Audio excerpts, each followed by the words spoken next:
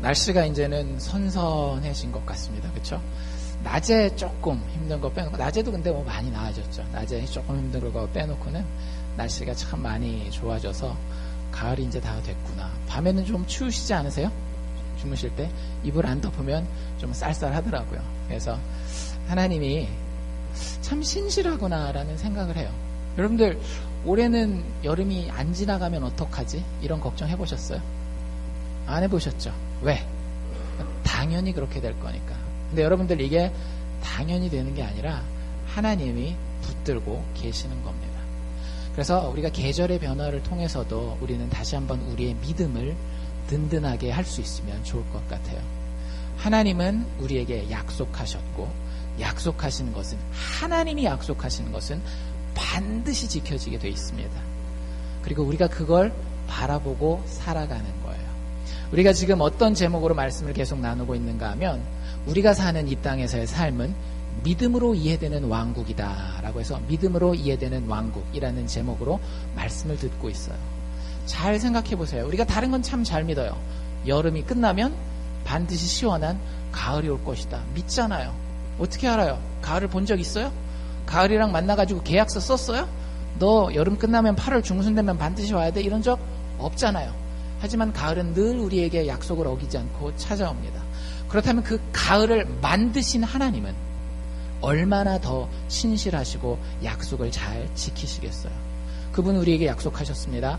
내가 너를 위해서 모든 것을 완전하게 완성해 놓았다라고. 과거 시제라고 제가 말씀드렸죠. 그리고 우리는 그것을 믿음으로 이 땅에서 살아가면 되는 겁니다. 믿음으로 이해되는 왕국을 사는 사람들을 우리는 크리스찬, 기독교인이라고 부른다라고 말씀드렸어요. 그래서 그리스도인은 이런 사람들입니다. 하나님의 완성된 미래를 오늘의 현실의 삶에서 사는 사람들입니다. 그러면 현실만 바라보고 사는 사람들하고 완성된 미래를 바라보는 사람들하고 삶의 방식이 똑같을 수 있을까요? 아니면 반드시 다를 수밖에 없을까요? 다를 수밖에 없죠. 다를 수밖에 없는 거예요. 여러분들 어떤 남자가 군대에 갔습니다. 근데 너무 힘들어요. 근데 밖에 기다리고 있는 여자친구가 있는 남자하고 그 다음에 아무도 안 기다리는 남자애하고 탈영을 할 확률이 누가 더 높겠습니까? 아무도 안 기다리면 탈영을 할 수도 있어요. 근데 누군가 나를 기다리면 그게 보이기 때문에 내가 참고 기다릴 수 있는 겁니다. 그래서 일단은 제일 먼저 다른 게 뭐냐면, 예수 믿는 사람들은 계속해서 그 마지막 날에 대해서 생각하면서 산다라는 게 다르다라고 지난 시간에 말씀드렸어요. 나에게는 이미 완성된 축복이 있다라는 확신을 가지고 사는 거예요. 여러분들에게 그 자신감이 있습니까?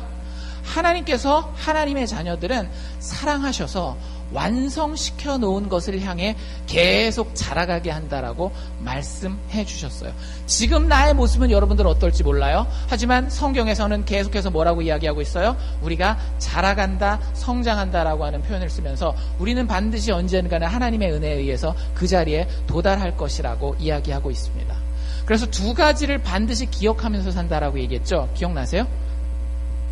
이게 기억이 안 나면 인식을 하면서 살기 힘든데, 두 가지 먼저 기억나세요? 하나는 기쁨이었어요. 우리는 이미 완성된 기쁨을 가지고 사는 사람들이에요. 예수 믿는 사람들의 기쁨은 다른 세상 사람들이 망가뜨릴 수가 없습니다. 여러분들, 우리가 부모의 품 안에 안겨 있었던 그 기억, 지금은 잘 안 나시죠? 저도 잘 안 납니다. 근데 제가 이렇게 딱 보니까 오늘 안집사님이 찬양하는데 딱 앉아 계시는 거예요. 무슨 일이시지? 보니까 남의 집 아이지만 남의 집 아이를 이렇게 푹 안고 있는데 보세요. 얼마나 편안하게 자고 있는가. 저게 우리가 예수 안에서 가지고 있는 기쁨이요, 평안입니다. 하나님께서 우리에게 모든 것 다 주시기로 약속하셨고 그게 완성되어 있는 거예요. 될까 안 될까가 아니라 된 거예요. 그러니까 저렇게 편안하게 자죠. 그래서 그것을 늘 기억하고 사는 것. 그 다음에 또 하나님이 어떤 분이라는 걸 아는 것이 중요하다라 그랬어요. 하나님 정의로운 분이라는 걸 아는 것. 그렇죠? 하나님이 정의로운 분인 걸 알아요. 하나님은 악을 그냥 넘기세요, 안 넘기세요? 안 넘기세요. 그럼 우리의 삶이 어떻게 된다라고요? 조금 더 바른 생활을 하게 된다 그랬죠. 근데 그보다 더 중요한 게 있었어요. 하나님이 모든 어그러진 것을 바로 펴실 것이라고 아는 사람들은 살면서 인내할 수 있다라 그랬어요. 왜? 지금 내가 당장 심판자가 되어서 지금 이 상황을 내가 꼭 고치지 않아도 내가 억울하지 않도록 하나님이 마지막에 완성시켜 줄 것이기 때문에, 억울해진 것을 펴줄 것이고 억울한 것들을 억울하지 않도록 만들어 줄 것이기 때문에. 그래서 그 사람들은 인간관계도 다르다라고 말씀드렸습니다. 삶의 패턴이 이렇게 다를 수밖에 없어요. 예수 안 믿는 사람들은 조급할 수밖에 없겠죠. 왜? 하나님이 심판하실지 안 하실지, 혹은 하나님이 있는지 없는지를 모르기 때문에 내가 지금 당장 다 심판을 해야 되거든요. 그런데 예수 믿는 사람들은 마음에 여유가 있습니다. 오늘 이 예수 믿는 사람의 삶의 패턴에 대해서 두 가지만 더 살펴보려고 합니다. 두 가지. 이것도 한번 잘 기억해 보십시오. 우리가 머리로만 생각하는 것은 사실은 삶이 바뀌는 거예요? 안 바뀌는 거예요? 안 바뀌는 겁니다. 머리로 아무리 생각해도 삶은 바뀌지 않아요. 삶으로 바뀌는 것이 진짜 우리가 하나님을 아는 것인데, 두 번째, 두 가지 이제 패턴에 대해서, 삶의 패턴에 대해서 말씀드리려고 하는 것은 무엇인가 하면 우리의 섬김의 모습입니다. 여러분들 한번 잘 생각해 보십시오. 예수 믿는 사람들은 섬기는 사람으로서 다른 사람들에게 소문이 좀 나 있어야 됩니다. 한번 나를 잘 생각해 보세요. 나이가 젊은 사람, 나이가 많은 사람 가릴 것 없이 내 친구들이 나를 볼 때에 저 사람은 늘 얻어먹는 사람이야, 아니면 저 사람은 늘 베푸는 사람이야. 만약에 여러분들이 스스로 평가해 볼 때에 그래도 누군가가 나를 얘기해 줄 때 참 베푸는 사람이다, 섬기는 사람이다, 이런 평가가 있다면 어쩌면 여러분들은 그리스도인의 삶의 패턴에 비슷한 모습을 가지고 있을런지 모르겠습니다. 성경에서 늘 예수 믿는 사람들을 뭐라고 표현하는지 아세요? 오늘 우리가 읽은 데 두 가지 비유가 나와 있는데 거기 예수 믿는 사람들을 두 번 다 이렇게 표현하고 있어요. 뭐라고 표현합니까? 종이에요, 종. 예수 믿는 사람들은 기본적으로 성경에 뭐라고 표현되어 있다라고요? 종이라고요. 기분 되게 나쁘시죠? 아침에 이렇게 열심히 일주일 살다 왔는데, 교회 왔는데 교회에서 또 종이라 그러다니 도대체 얼마나 부려먹으려고 또 앞에서 목사가 저러나, 이런 생각 하실지 모르겠는데, 여러분들 기분 나쁘게 생각하지 마세요. 사람은 본질상 종입니다. 알고 계셨어요? 본질상 종이에요. 누구의 종이 되느냐가 문제인 거지 우리는 종이 아닐 수는 없어요. 여러분들, 때로는 우리가 돈의 종이 되기도 하고요, 부모의 기대에 대한 종이 되기도 해요. 혹은 자녀 사랑이라고 하는 것에 종이 되기도 해요. 다른 사람들이 나를 인정해주는 세상적인 성공의 종이 되기도 합니다. 그냥 개인적으로 내가 내 남편의, 지나치게 남편을 의지하는 경우들도 있거든요. 지나치게 남편을 의지해서 남편의 종이 되기도 해요. 거꾸로 지나치게 아내만 너무너무 막 오냐오냐 사랑하고 막 그거밖에 안 보여서 아내의 종이 되기도 합니다. 진짜 아닐 것 같죠? 사랑하는 존재인데 어떻게, 근데 진짜 비굴할 정도로 종이 되는 경우들이 있어요. 같은 인간관계인데도. 문제는 우리가 누구의 종이 되느냐가 훨씬 더 중요해요. 제가 그 군대에 있을 때 참 안타까웠던 경우들이, 그 소대장으로 있었던 젊은 친구들, 교회 열심히 나오고 그러거든요. 그런데 와서 성가대도 잘 섬기고 그래요. 훈련 진짜 힘들어요. 저희 부대가 특공이라서 그 인원이 적어서 근무수고 청소하고 하려면 애들이 훈련도 빡센데다가 너무너무 힘들었거든요. 근데도 소대장들이 그 젊을 때에 잠 더 안 자고 아침에 와서 예배드리고 기도하고 찬양하고 성가대로 봉사하고 이랬었단 말이에요. 근데 안타까운 게 뭐였는가 하면, 그 외박대가 되면 교회를 안 나와요. 외박대 되니까 교회를 안 나올 수 있겠죠. 근데 이유가 뭐냐면 여자친구가 강원도까지 찾아오는 거예요. 무슨 일이 벌어지는지 여러분들이 아시겠죠? 젊은 남자 여자가 하룻밤을 같이 모텔에 들어가서 지내거나, 깨끗하게 잘 수도 있겠지만 아닐 수도 있는 거예요. 그런데 많은 케이스에 보면 그 근무하는 도중에, 혹은 전역하고 나서 나중에 소식을 들었을 때 그 관계가 깨어지고 지나치게 큰 상처들을 받는 경우들을 많이 봅니다. 진짜 막 몇 날 몇 주를 술 마시고 막 이게 인생을 이렇게 살아야 되나 말아야 되나 이런 정도까지 힘들어하는 경우들이 있어요. 여러분들, 우리가 세상을 그냥 사는 것 같지만 절대 그냥 사는 게 아니에요. 우리는 종으로 살 수밖에 없습니다. 인간이란 존재 자체가 그래요. 여러분들, 사랑 얼마나 좋아요? 사랑 없이 사람이 살 수 있나요? 근데 사랑을 다른 말로 표현하면 뭐냐 하면 종 되는 것이에요. 뭐 어떤 그 영어 가사 중에는 나는 당신의 사랑의 그 자발적인 그 희생자가 되었습니다. 뭐 이런 가사도 있어요. 근데 사랑이라고 하는 것은 내가 누군가의 종이 되겠다라고 하는 건데, 문제는 내가 얼마나 좋은 건강한 종류의 종이 되고 나의 주인이 얼마나 건강한 종류의 주인인지가 훨씬 더 중요하다라고 하는 거죠. 근데 그 우리가 오늘 읽은 누가복음 말씀도 두 이야기 다 예수 믿는 사람을 뭐라고 표현하고 있는가 하면 종이라고 표현하고 있습니다. 그리고 그 종의 가장 큰 특징은 뭐예요? 섬김을 받는 겁니까? 섬기는 겁니까? 섬기는 거예요. 그럼 여러분들이 예수 믿는 사람이라고 한다면 여러분들의 인생의 목표를 기본적으로 뭐로 깔고 가야 되는 거예요? 섬김으로 깔고 가야 되는 거예요. 완성된 왕국에서 하나님은 하나님의 백성들이 서로 섬기면서 살기를 원합니다. 얼마나 중요한지 몰라요. 지금 여기 나오는 두 개의 비유가 아주 그 반대되는 결과를 가지고 있거든요. 두 번째 비유를 보면 주인이 멀리 갔어요. 그리고 집의 모든 것을 한 그 매니저급 되는 종에게 맡겨놓고 갑니다. 근데 이 종은 어떻게 했어요? 두 번째 비유에 보면 42절부터 쭉 나와 있는 비유에 보면 주인이 늦게 올 거라고 생각하고 자기 마음대로 사는 거예요. 그래서 자기가 섬겼나요? 자기가 섬김을 받았나요? 섬김을 받았어요. 여기 보면 주인이 맡긴 일은 뭐였냐면 때를 따라 양식을 좀 나눠주는 거였어요. 그러니까 종에게 아예 임무를 줬는데 섬기는 임무를 주고 간 거예요. 주인 자체가. 그런데 섬기지 않고 주인이 언제 오겠어? 늦게 올 것 같아. 자기 마음으로 그러면서 다른 사람들 때리고 먹고 마시고 취하면서 그거 다 누구 보고 가지고 오라 그랬어요? 자기가 직접 가가지고 찬장에서 먹을 거 꺼내가지고 그거 먹고 취하고 그랬겠어요? 아니에요. 너 안 가지고 와? 팍 때리면서 가지고 와! 이래가면서 늘 다른 사람의 섬김을 받는 종으로 살았습니다. 성경은 이런 종이 절대 하나님의 왕국을 사는 종이라고 이야기하지 않아요. 그런데 첫 번째 그 비유에 보면 비슷한 상황에 종에게 맡겨놓고 갔을 때 이 종은 어떻게 했을까요?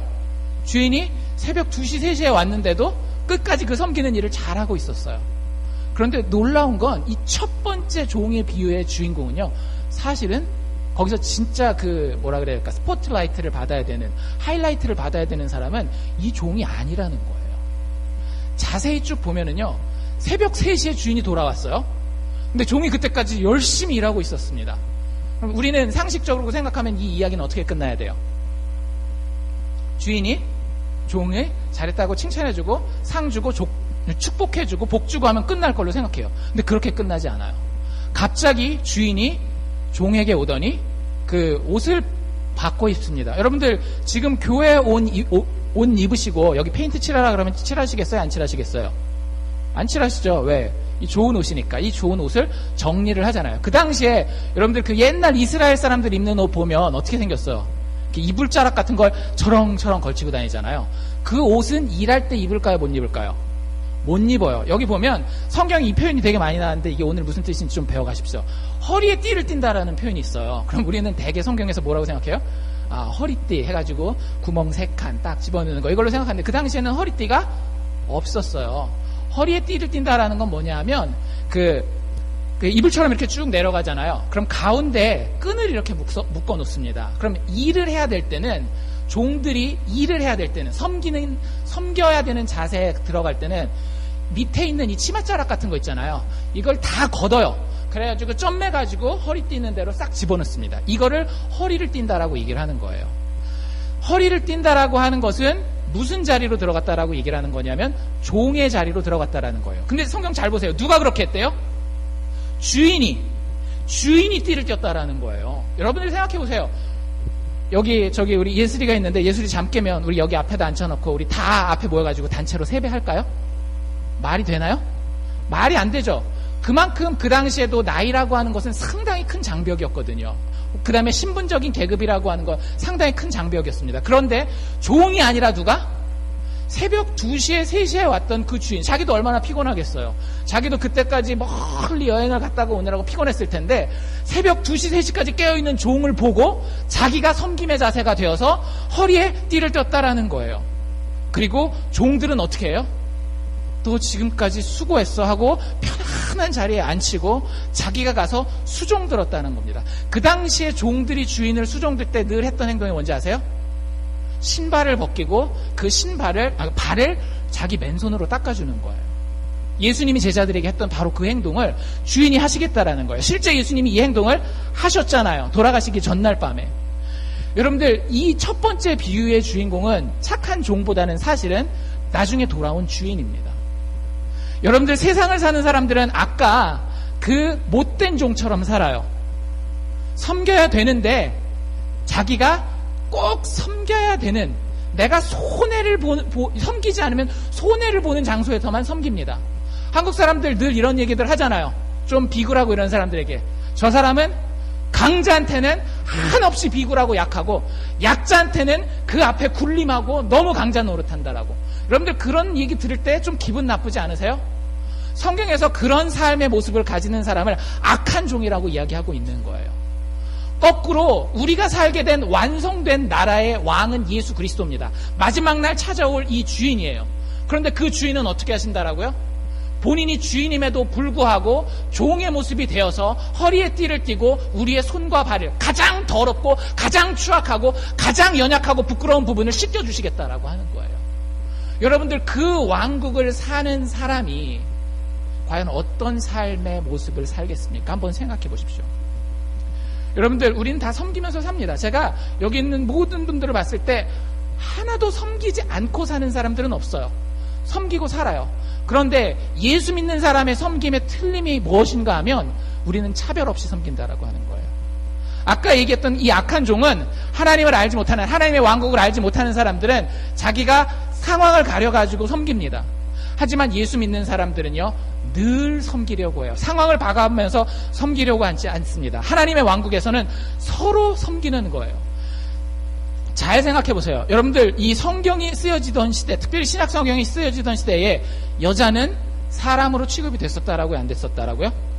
그 당시에 진짜 법적으로 여자의 증언은 법적 효력이 없었고요. 유산 상속받는데도 상당히 문제가 많았습니다. 사람의 인구를 셀 때도 여자의 수는 세지 않았을 정도로 여자가 차별받던 사회였어요. 여러분들, 그 사회에서 사도 바울이 에베소서 5장을 쓸 때 뭐라고 얘기를 합니까? 첫 부분은 얼마든지 이해할 만한 부분이에요. 그 당시 사람들이 뭐라고 얘기를 했기 때문에, 아내들아 남편에게 순종하여라. 당연히 섬기는 거지. 그 사람이 그 사람 섬기는 거는 당연한 거니까. 그런데 그 뒷부분은요, 사실 그 당시의 사람들이 이해할 수가 없었습니다. 로마 문화라고 하는 것은 여자는 사실은 소모품이었어요. 그냥 좋으면 결혼하고 아니면 같이 살고 애 낳고 필요 없으면 내버리는 거였단 말이에요.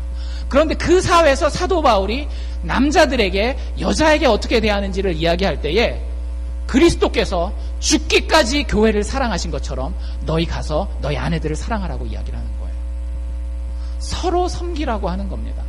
차별이 없어요. 세상에서 이런 사람은 섬겨야 되는 사람, 이런 사람들은 좀 덜 섬겨야 되는 사람, 그런 기준이 있다라고 한다면 예수 믿는 사람에게는 그 기준이 없어요. 왜? 예수께서 그 기준으로 우리를 섬기셨다면 우리 가운데 구원받을 사람이 있을까요? 없을까요? 없어요. 우리 가운데에 하나님의 축복을 받을 사람은 한 명도 없습니다. 하지만 예수께서는 그런 거 가리지 않고 차별하지 않고 우리를 섬겨주셨다라고 하는 거예요. 우리의 삶을 한번 잘 생각해 봅시다. 조금 어렵고 껄끄럽고 불편할 수도 있어요. 그래도 한번 생각해 봅시다. 왜? 성경이 우리에게 그렇게 도전하고 있으니까. 여러분들, 우리는 우리가 가지는 것 때문에 다른 사람을 섬기는 데에 혹시 장애물이 있지는 않습니까? 어떤 사람들은 아직도 제가 아까 말씀드린 것처럼 성별이라고 하는 거, 남자 여자라고 하는 것 때문에 다른 사람을 섬기는데 혹시 힘든 게 있는 남자분들 안 계세요?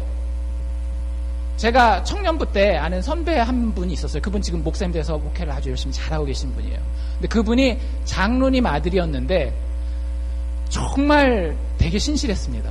근데 수련회를 가서, 그러니까 여름 수련회 같은 거 가잖아요. 리트릿을 가면 나중에 밥 먹고 나면 한 30분 정도 사라졌다가 돌아오세요. 이유가 뭐였을까요? 설거지 때문에. 집에서 아버님 장로님하고 어머님 권사님이 이 아들을 너무 귀하게 키우신 거예요. 그래서 아들은 딸이랑 다르다라는 거죠. 그래가지고 설거지 때만 되면 사라지시는 거예요. 물론 이분 지금은 그러시지 않습니다. 근데 제가 농담처럼 우스갯소리로 얘기를 하지만 여러분들, 한국 가정에서는 이런 일들이 얼마든지 일어날 수 있습니다. 남편들이 아내를 섬기는 데 있어서 내가 남자니까 하고 늘 섬김만 받으려고 하지 아니하고 나는 차별하면서 여자를 섬기는 데 게으르지 않습니까? 거꾸로인 경우도 얼마든지 있을 수 있어요. 내 남편은 늘 나에게 잘해주니까 잘해주는 사람은 내가 특별히 섬기려고 노력 안 해도 돼. 이건 차별하는 거거든요. 재산을 가지고 차별하는 경우들도 많이 있죠. 내가 어떻게 저 사람이랑 같이 밥을 먹을 수 있어. 지난번에 제가 말씀드렸던 그 동영상 이야기 기억나세요? 거지에게 구걸하게 하는 그 동영상. 그 동영상이 어땠어요? 거지가 돈을 받다가 갑자기 뭘 어떻게 해요? 주머니에서 돈을 꺼내서 가다가 오늘 날씨도 더운데 가다가 음료수나 사 먹으라고. 그랬을 때 사람들의 반응이 어땠다라고요? 자기가 돈을 줘서 거지를 돕는 거는 아무렇지도 않으면서 그 사람이 자기한테 돈 주는 것에 대해서는 막 욕하고 화를 막 내고 지나가잖아요.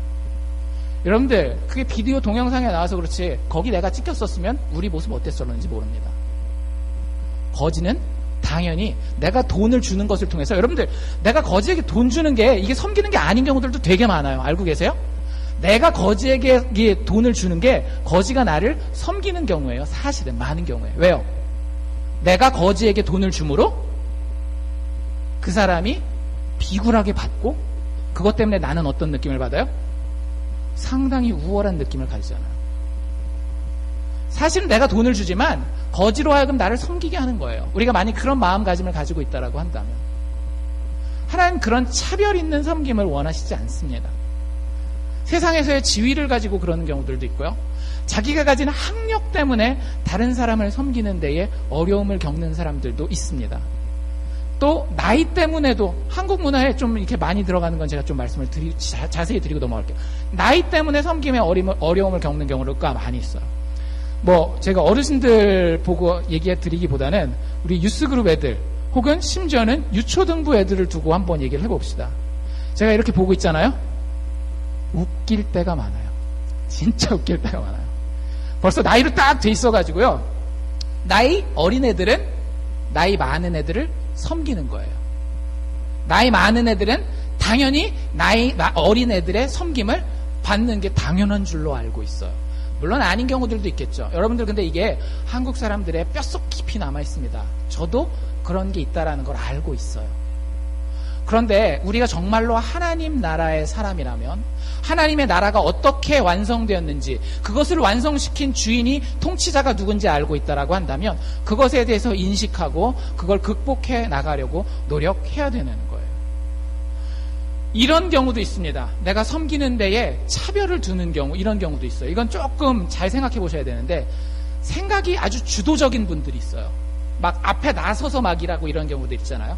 그러면 그런 경우에 나보다 덜 주도적인 사람들은 나의 섬김의 대상으로 여기지 않는 경우들이 많습니다. 무슨 얘기인가 하면 여러분들 섬긴다라고 하는 건 꼭 뭘 도와주고 가서 막 내가 비굴해지고 이런 게 아니에요. 섬긴다라고 하는 것은 그 사람을 배려하는 거예요. 그 사람 입장에서 한 번 더 생각하는 게 사실은 섬김입니다. 돈 한 푼 던져주는 게 섬김이 아니라 그 사람의 입장이 되어봐서 그 사람에게 귀 기울여주고 그 사람의 상황에 맞게 내가 말을 하고 행동을 같이 쫓아가주는 게 그게 섬김이거든요. 그런데 내가 너무 주도적이다 보면 이런 현상이 발생해요. 내가 막 주도적인 걸로 일을 이끌고 갈 때에 딱 한 사람, 나보다 더 주도적인 사람이 나한테 이야기할 때는 그 이야기를 듣습니다. 그런데 대부분의 주도적인 성격을 가진 사람들은 어떻게 될까요? 나보다 덜 주도적인 성격인 사람에 대해서는 그 사람 말에 귀를 기울이지 않아요. 그래서 성격이 우리가 다른 사람들을 섬기는 데에 차별의 벽으로 존재하게 될 때도 많이 있다라는 거예요. 한번 생각해 봅시오. 우리가 하나님의 왕국을 사는 데에 차별 없는 섬김을 해야 된다라고 하는 것은 자명한 사실입니다. 예수 그리스도께서 그러셨기 때문에. 그런데 문제는 우리는 다 내가 차별 없이 섬기고 있다라고 생각해요. 그런데 많은 경우에 성경에 좀 더 깊이 우리를 대봤을 때에 우리는 그렇지 못한 경우가 많이 있다라고 하는 거죠. 이 부분을 가지고 고민하시고 여러분들 한번 하나님 앞에서 성장하기를 소망해 보십시오. 하나님, 내가 다른 사람들을 섬길 수 있기를 원합니다. 그런데 정말로 차별 없이 섬길 수 있기를 원합니다. 저 사람이 신체의 장애를 가지고 있어도 내가 그 사람 위에 군림한 자로서 그 사람을 이렇게 뭐라 그래야 될까, 막 너는 당연히 도움을 받아야 될 사람, 이런 식으로 다른 사람을 섬기는 것이 아니고, 그 사람이 나보다 말을 좀 못한다라고, 그 사람이 나보다 가진 게 좀 없다라고, 그 사람이 뭐 나보다 능력이 좀 덜하다고 그 사람을 무시하는 것이 아니라 내가 죄인 되었을 때에, 하나님의 원수 되었을 때에 하나님이 나를 아무 조건 없이 사랑하시고 배려하시고 나를 섬겨주셨던 것처럼 내가 그 사람을 섬길 수 있는지, 내 주변을 섬길 수 있는지를 한번 돌아보자라는 얘기예요. 이게 예수 믿는 사람의 삶의 패턴입니다. 마지막 한 가지는 진짜 민감한 문제예요. 제가 예고를 드렸는데, 남자 제자반에서도 예고를 드리고 지난주 설교 때도 간단하게 예고를 했는데, 돈에 대한 이야기입니다. 예수 믿는 사람들은 돈과 관련해서 다르게 살아가요. 아낌없는 너그러움 혹은 아낌없는 베품이라고 하는 특징을 보여주게 되어 있습니다. 여러분들 너그러우십니까? 베풀고 주고 사십니까? 대답 안 하셔도 돼요. 속으로만 대답하시면 됩니다. 근데 대부분 우리는 어느 정도는 베풀고 살아요. 그러지 않으세요? 이 설교는 사실은 우리에게 필요 없는 설교예요. 왜? 우리는 대부분 많이는 아니더라도 조금씩은 최소한 베풀고 사니까. 그런데 성경에서 예수 믿는 사람들에게 원하는 베풀음은 그런 베품이 아니라는 것을 아셔야 됩니다. 성경에서 예수 믿는 사람들에게 원하는 베품과 너그러움은 정말로 과격한 것이에요. 아낌이 없어야 돼요. 여러분들 누굴 도와보신 적 있으시죠? 교회를 섬겨보신 적 있으시죠? 물질로? 정말로 아낌없이 돕고 아낌없이 섬겨본 적이 있으십니까? 진짜로, 진짜 아낌없이. 여러분들 제 말이 아니라 성경의 이야기예요. 33절에, 여러분들 32절에 어떻게 시작했었죠? 하나님이 하나님 백성들에게 선물로 뭘 준다라고 얘기를 하셨어요. 하나님의 나라를 주신다라고 얘기가 32절에 나와 있거든요. 하나님이 너희들을 사랑하셔서 너희에게 나라를 주셔 라고 이야기하자마자 33절에 바로 나오는 이야기가 뭔지 아세요? 재산 다 팔아. 제 얘기가 아니라 예수님이 직접 하는 거예요. 하나님 나라를 내가 너에게 줬거든? 재산 다 팔아? 가난한 사람들을 도와줘. 이게 성경이 예수 믿는 사람들에게 하는 도전입니다. 이런 도전 받아보셨어요? 성경 볼 때 이건 어디 썼나요? 제 말이 아니라 예수님이 직접 하시는 얘기예요. 여러분들 깊이 도전하십시오. 제가 말을 많이 하는 건 별로 중요하지 않아요. 성경으로 하여금 여러분 심령에 말하게 하십시오. 다시 한번 제가 말씀드릴게요. 재산 다 팔아라. 그리고 가난한 자를 도와줘라. 하실 수 있으시겠습니까? 여러분들 교회 다니는 사람들이 세상 사람들보다 조금 더 너그러운 건 사실이에요. 가난한 사람 보면 좀 더 불쌍해할 줄 알고, 그래서 교회에서부터 고아원도 시작됐고, 교회에서부터 공교육도 시작됐고, 교회에서부터 병원도 시작됐어요. 왕족을 제외한 일반 평민들을 향한 그런 모든 것들이 교회에서 시작됐어요. 왜? 교회가 섬기고 베푸는 것에 대해서 늘 이야기를 하니까. 그래서 교회에 있는 사람들이 교회 밖에 있는 사람들보다는, 특별히 신앙생활을 좀 오래 하고 신앙이 신실하다고 하는 사람들은 교회 밖에 있는 사람들보다는 조금 더 너그럽고 조금 더 많이 베풉니다. 여러분들 교회에서 수준 높은 사람들이 가지고 있는 베품의 기준이 뭔지 혹시 아세요? 이 정도면 교회에서도 꽤 베푸는 거예요. 꽤 너그러운 사람이에요. 뭘까요? 이 기준. 예? 얼마? 10,000불? 10,000불 너무 많다. 그쵸? 여러분들 액수가 아니죠? 성경에 정확하게 나와 있어요. 뭐라고 돼 있어요? 열에 하나 11조 정도 드리면, 여러분들 솔직히 말해요. 11조 하시는 분들 한번 양심의 손을 얹고 얘기해 보십시오. 저도 11조 하니까 한번 손을 얹고 얘기해 보겠습니다. 그 11조 내면서 좀 뿌듯하시지 않으신지. 내가 이 정도는 100% 뿌듯하시죠? 그쵸? 뿌듯한 게 정상이에요. 이것도 안 뿌듯하면 뭐 사람이 아니죠. 완전히 성인 군자죠. 내가 적어도 내가 버는 돈의 10분의 1을 하나님 앞에 들여서 교회가 선한 일 하는데, 가난한 사람들을 돕고 영적인 일을 하는데 쓰게 하는데, 그 정도면 내가 많이 베풀지, 이렇게 생각을 해요. 근데 여러분들 11조 이야기가 어디 나오는 이야기입니까? 신약 성경에 나오는 이야기예요? 구약 성경에 나오는 이야기예요? 구약 성경에 나와요. 신약 성경에 나오면 11조 얘기가 안 나오진 않습니다. 예수님이 바리새인들을 혼낼 때 얘기예요. 뭐라고? 니들 11조 드리긴 하지만 마음의 11조는 안 드리잖아. 이런 얘기에서 나와요. 박하와 회양과 모략의 11조는 드리지만 너희들의 마음의 11조는 하나님 앞에 드리지 않는다라는 그런 이야기를 해요. 여러분들, 구약에서 열에 하나 드리는 것을 우리가 물질 쓰는 기준으로, 물질을 베푸는 기준으로 이야기하고 있습니다. 근데 여러분들 구약은 뭐예요? 신약의 그림자예요. 상당히 너그러운 겁니다. 솔직히 말해서 여러분들 버는 거에 10분의 1을 매월 교회가 아니라 교회 안 해도 돼요. 가난한 사람들한테 10분의 1 드릴 수 있겠어요? 진짜 양심의 손을 얹고 그럴 수 있겠냐고요. 만약에 그걸 한다라고 한다면 그 사람은 상당히 너그러운 사람이에요. 상당히 많이 베푸는 사람이에요. 그런데 성경은 예수 그리스도를, 하나님의 아들을 죄인들에게 선물로 주면서 그 선물을 받은 사람들의 기준은 11조가 아니라고 분명히 얘기를 하는 거예요. 11조는 단지 뭐에 불과하다라고요? 그림자에 불과하다라고요. 11조 하는 게 마음에 뿌듯하지 않다라는 얘기가 아닙니다. 나쁘다라는 얘기가 아니에요. 그게 우리를 만족시킨다라고 한다면 그게 문제가 있다라고 하는 거예요.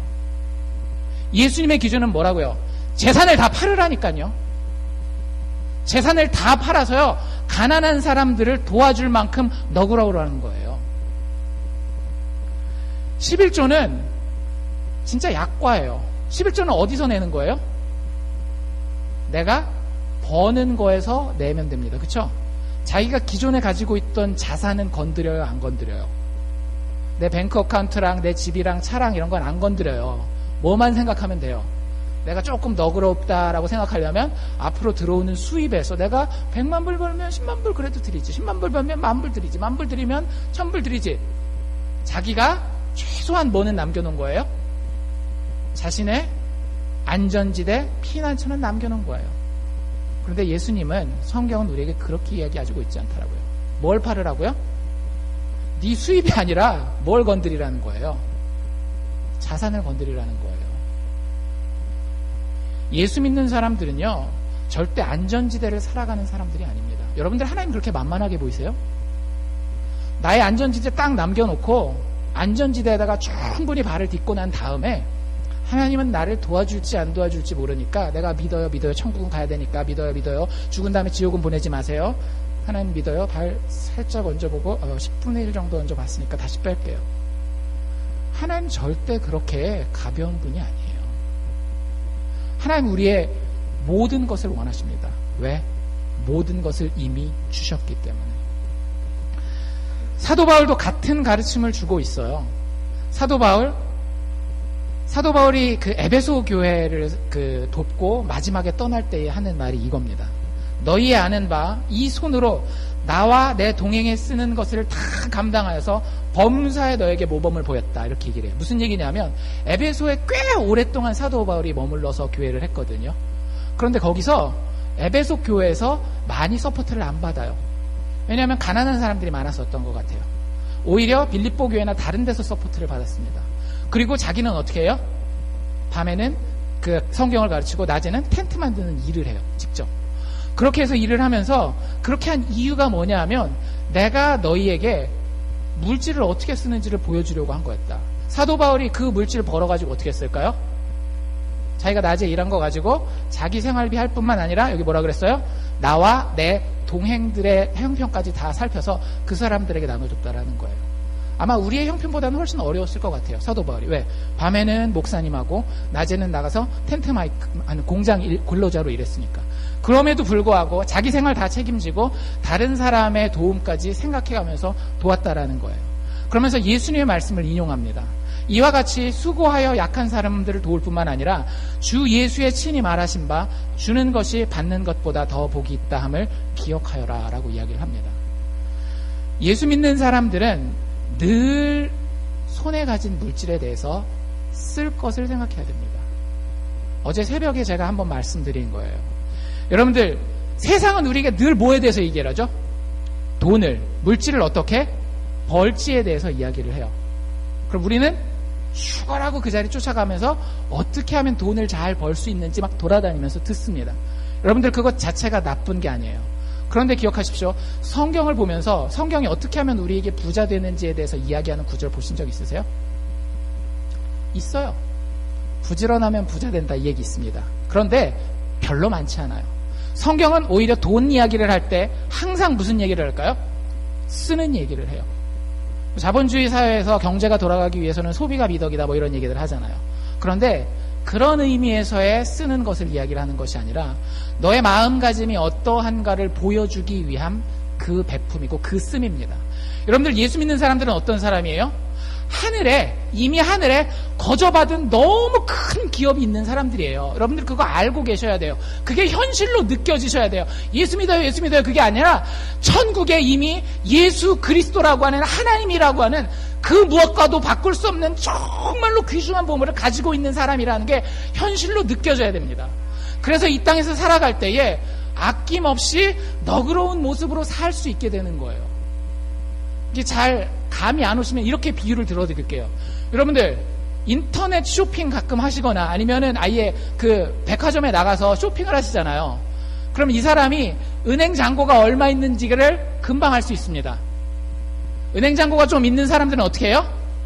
인터넷 쇼핑할 때 마음에 드는 게 있으면 바로 클릭, 지름신이 바로 임하신단 말이에요.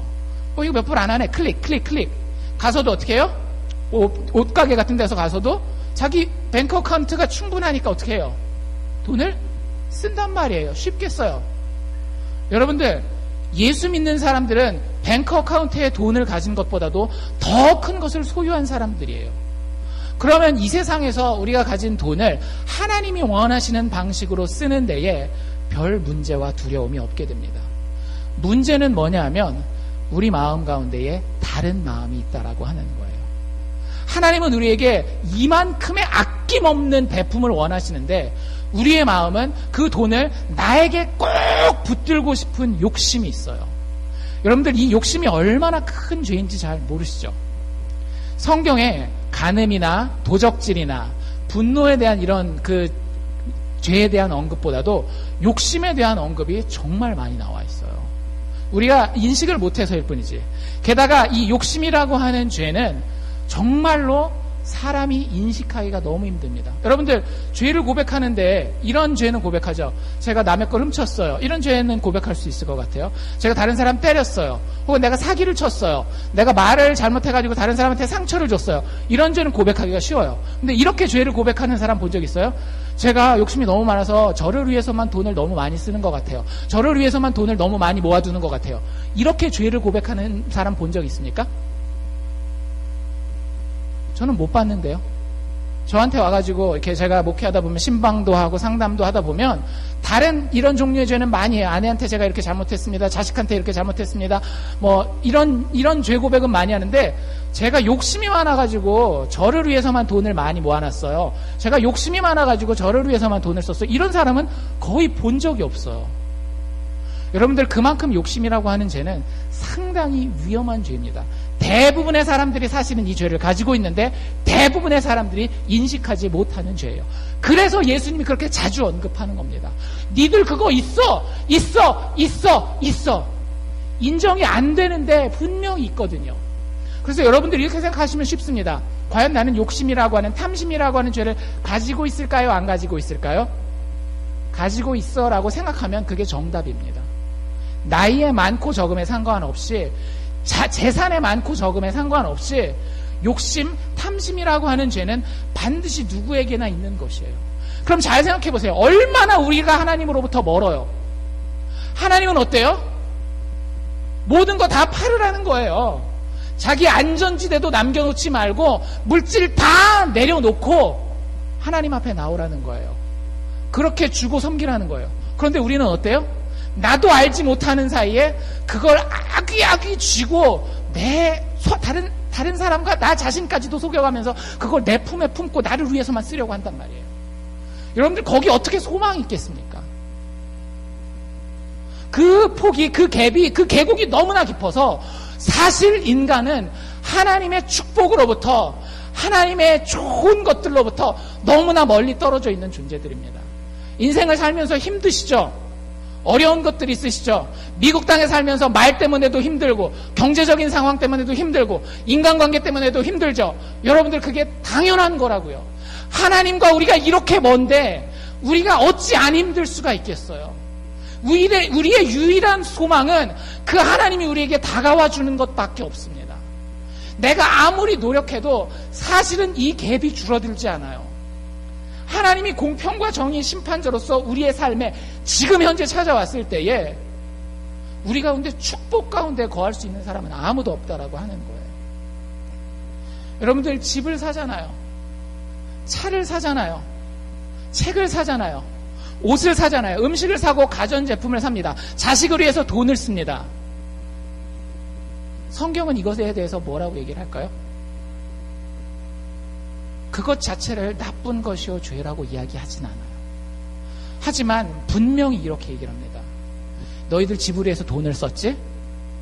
너희들 차를 위해서 돈을 썼지? 음식을 위해서 돈을 썼지? 공부를 좋아하는 너 같은 사람은 책을 위해서 돈을 썼지? 예쁜 걸 좋아하는 너는 옷을 위해서 돈을 썼지? 편리함을 좋아하는 너는 가전제품, 컴퓨터, 텔레비전을 위해서 돈을 썼지? 자식을 그렇게 사랑하는 너는 자식을 위해서 돈을 썼지?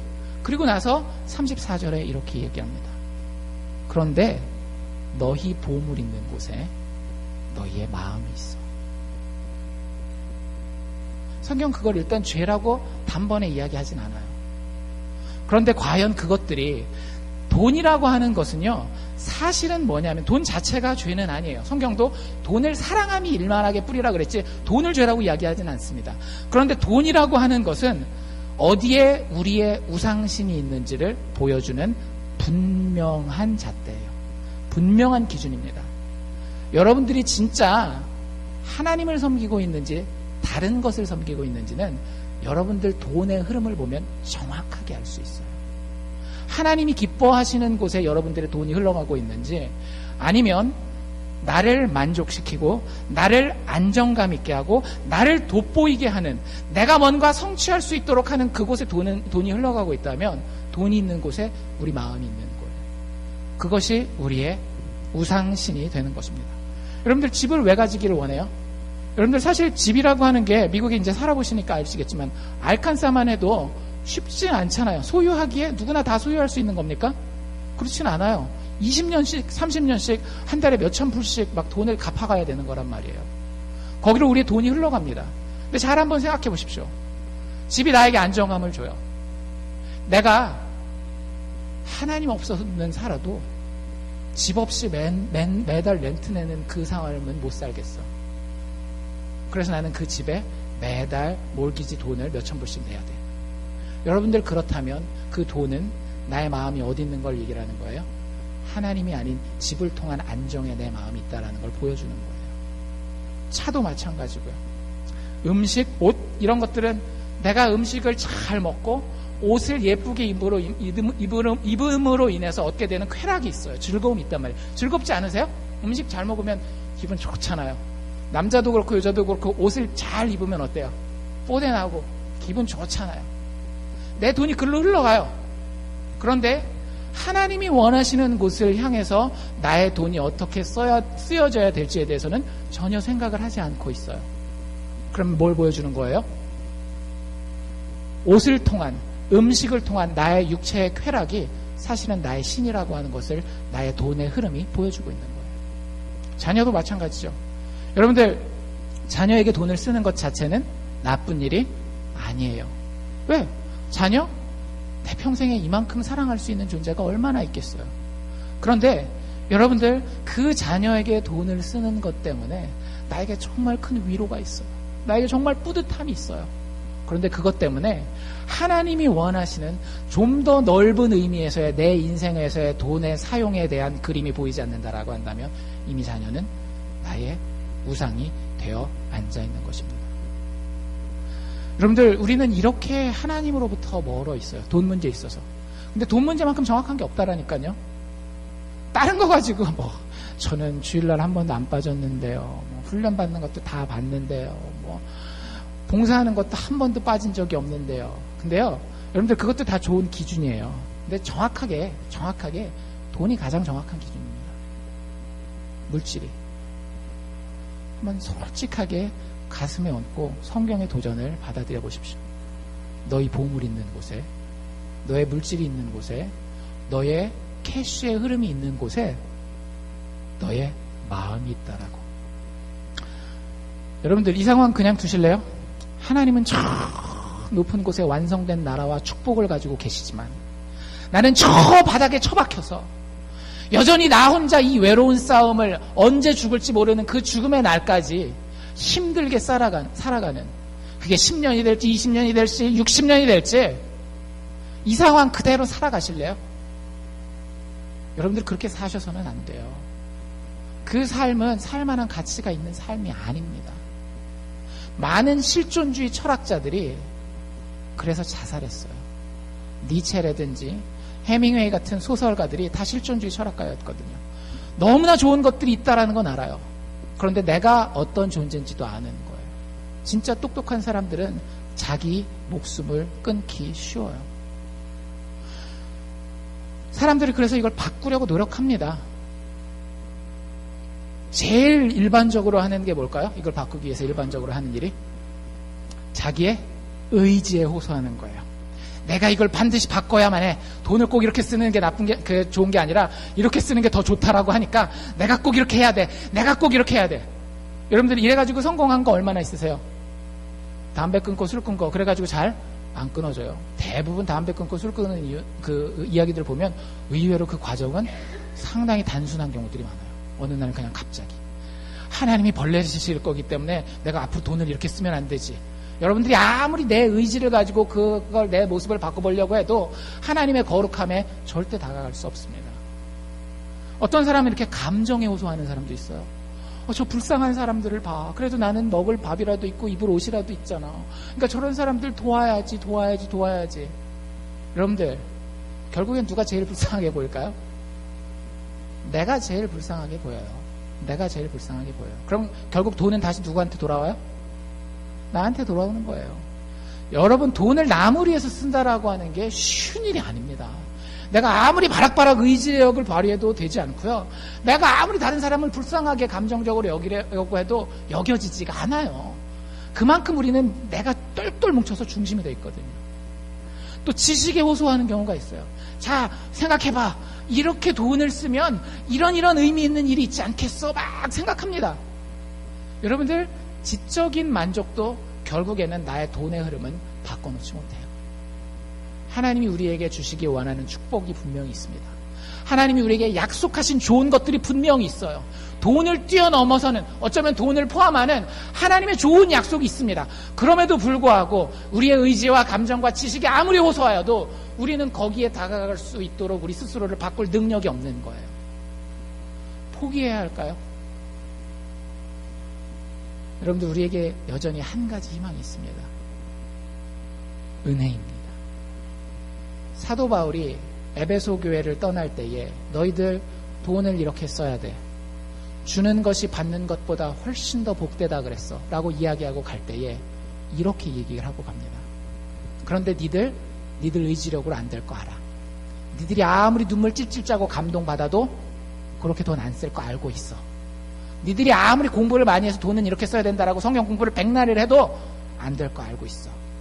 그래서 내가 너희를 그리스도의 은혜의 말씀에 부탁하고 간다 라고 이야기를 하고 있어요.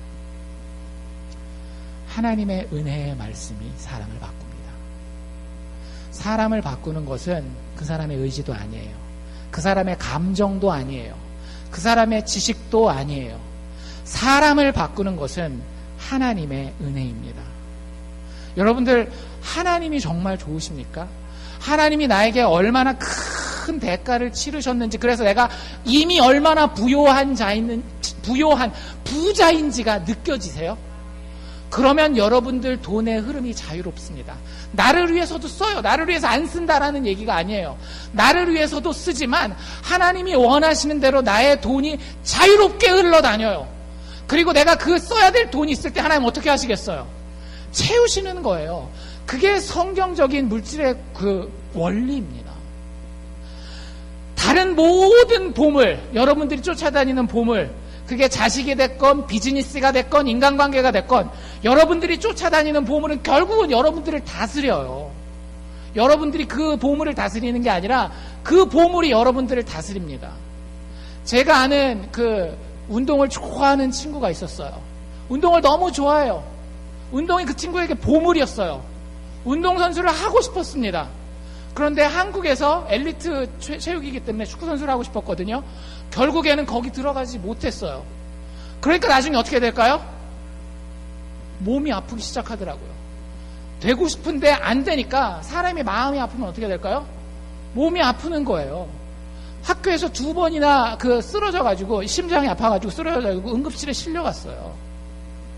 여러분들이 지금 좋다라고 쫓아다니는 보물은요, 내가 통제하고 이게 나에게 좋은 역할을 할 것 같지만 그렇지 않아요. 결국에 하나님이 아닌 모든 보물은 우리를 다스립니다. 그리고 우리를 그 아래 굴복시켜요. 아주 비굴하고 비참하게. 그게 돈이 되었건 심지어는 친구가 되었건 나의 꿈이 되었건 나의 가족이 되었건 나의 자식이 되었건. 하지만 예수는 나를 살리기 위해서 죽어준 유일한 보물입니다. 여러분들 이게 심장으로 느껴지셔야 돼요. 여러분들 귀한 존재들입니다. 여러분들 돈 앞에서 비굴할 필요가 없는 존재들이에요. 세상에서 누가 내 꿈을 꺾어 놓는다라고 거기 가서 눈물 질질 짜고 비굴하게 있을 필요가 없는 존재들이에요. 하나님이 우리를 귀하게 여기셔서 하나님의 아들이 이미 나에게 모든 것 다 주시고 아낌없이 다 쏟고 난 다음에 죽어주셨다라니까요. 내가 그만큼 부자예요. 내가 그만큼 많이 가지고 있는 자라고요. 다른 모든 보물을 얻기 위해서 우리는 무슨 일이라도 합니다. 비굴하게.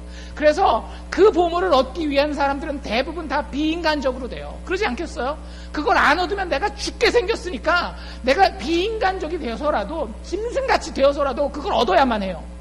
하지만 예수 가진 사람은 예수가 나를 얻기 위해서 무슨 일이든지 하셨어요. 내가 그 보물을 위해서 무슨 일이든지 비굴한 일이건 비인간적인 건 하는 게 아니라 이미 나를 위해서 예수께서 모든 일을 다 해주셨어요. 어떤 마음이 들겠어요? 난 참 존귀한 자구나 라고 하는 마음이 드는 거예요. 여러분들, 예수 믿는 사람들 사이에 인간관계에 어떤 사람들은 참 건강한 인간관계를 가지는 사람들이 있어요. 서로 봐도 당당한데 서로 간에 상처 주지 않고 무시하지 않고 서로 간에 너무 좋은 친구의 모습, 선배 후배의 모습, 부모 자녀의 모습, 남편 아내의 모습을 가지는 경우가 있어요. 하지만 어떤 사람들은 예수 믿음에도 불구하고 그 인간관계를 내가 상처받은 만큼 너에게 상처를 줄 거야. 네가 나를 무시한 만큼 나도 너를 무시할 거야. 네가 지금 그렇게 잘났어? 내가 잘난 다음에 두고 보자. 이렇게 삶을 살아가는 사람들이 있어요. 왜? 그것이 나에게 보물되었기 때문에. 하지만 예수 그리스도가 보물된 자는요, 내가 이미 많은 것을 가졌기 때문에 내가 상처받았을 때에도 참을 수 있습니다. 참아야지. 나의 의지력을 얘기하는 게 아니라는 걸 아셔야 돼요. 뭘 바라보는 거예요? 내가 이미 예수님 얼마나 괴롭혔는지를 보는 거예요. 예수님이 나에게 얼마나 참아주셨는지, 그리고 앞으로도 얼마나 참아주실 건지가 보이는 거예요. 마음이 너그럽습니다. 내 뱅크 어카운트에 100만 불, 수천만 불이 있는 거예요. 그래서 어느 정도 되는 것들은 넘어갈 수 있는 겁니다. 누가 나를 무시해도 그것조차도 나에게 큰 장애물이 되지 않아요. 얼마나 건강한 삶을 살 수 있는지 모릅니다. 예수님 여러분들 진짜 사랑하세요. 잘 생각해 보세요. 예수님이 하늘에서 못 가진 게 뭐가 있었을까요? 해도 주님 것이요, 달도 주님 것이요, 온 지구와 우리가 좋아하는 다이아몬드, 금반지 이런 거 다 예수님 거예요. 우리 같은 몸도 없기 때문에 배고플 일도 없고요, 아플 필요도 없어요. 아무것도 부족함이 없는 분이 예수님입니다. 그러면 도대체 왜 우리와 같이 육신을 입고 불편한 상태가 이 땅에 불편한 상태를 가지고 이 땅에 내려오셨을까요? 예수님이 가지지 못한 게 딱 한 가지 있었기 때문에 그런 거예요. 뭘까요? 여러분이에요. 여러분, 예수님이 여러분 그만큼 사랑하십니다. 내가 널 위해서 죽어도 좋다. 내가 다 가졌지만 너를 못 가졌기에 너를 사랑하고 너를 섬기기 위해서 내가 이 땅에 너와 같이 불편한 몸을 입고 너와 같이 눈물을 흘리며 너와 같이 육신의 고통을 당하고 그리고 네가 죽어야 되는 그 죽음과 네가 당해야 되는 그 수치를 내가 감당하여서 십자가에 달리겠노라 하고 예수님이 이 땅에 오신 겁니다. 이 땅에 오셔서 예수님은 죽어가시면서 모든 것들을 다 잃으셨어요. 하나님으로서의 명예도 잃어버리셨고 그가 가지고 있는 모든 물질적인 것들도 다 내려놓으셨어요. 육신의 평안함도 쾌락도 다 떨쳐놓으셨습니다. 그 모든 것을 잃어버리신 이유가 여러분이라는 사실을 기억하실 수 있기를 바랍니다. 지금 당장 감동스럽지 않아도 돼요. 여러분들 감동이 그 사람을 변화시키지 않거든요. 근데 집에 가서 묵상해 보십시오. 내가 정말로 하나님 앞에서 그만큼 부자인지. 그러면 성령께서 역사하시고 살려주는 영혼은요, 분명히 그 얼굴이 다를 겁니다. 그 삶이 다를 것이고요, 하나님이 책임져 주실 줄로 믿습니다. 기도합시다.